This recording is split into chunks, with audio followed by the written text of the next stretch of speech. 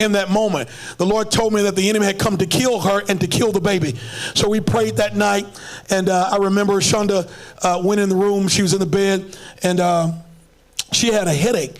I had read a book by John G. Lake, The Life of John G. Lake, and all the miracles and how his wife was sick and whatever. He set the clock and God did miracles. And so I'm here and I'm being provoked right now. I'm being provoked. And so my wife, she's like, I got a headache, really,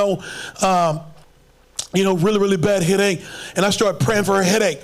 And I'm condensing a lot of story because of time, but this is very relevant. I didn't plan on giving this story, but the Lord wants somebody here right now because there's going to be some resurrection power release over your life here today. So anyway, I started praying for Shonda, and as I prayed for her, nothing happened. The headache just became worse, and I became angry.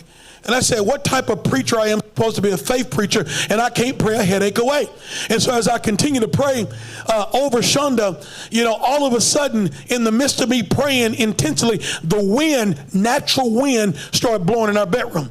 And all of a sudden, the wind knocked both of us into the bed. And in that moment, my wife stopped bleeding. She felt it right in her body, and God just dried that thing up. We had to get back to the doctor so the doctor can do a sonogram and check us out. Long story short, after we went back, the doctors was amazed because we were going to the doctors every week because her hormone count was falling every week drastically. So we went back to the doctor. I didn't even want to go back to the doctor because I felt like it was from hell. I was like, I need your machines. I don't need y'all. I need your sonogram machine so you can tell me what's on there. So the doctor ended up, when they said that it wasn't a baby there anymore, everything was gone, they put the deal on the ultrasound on Shonda, and all of a sudden a baby appeared on the screen. Heart pounding. Seth was there. The baby boy was there. And God protected and sheltered the baby boy. So anyway, we went on to the future. So we have literally 6 kids. Our son Samuel was born in California. Shonda loved babies so much, the Lord told me we're going to have another child, and this child will be known as the desires of my wife's heart, because she wanted a baby. And so Samuel Jacob, his name is Hebrew also.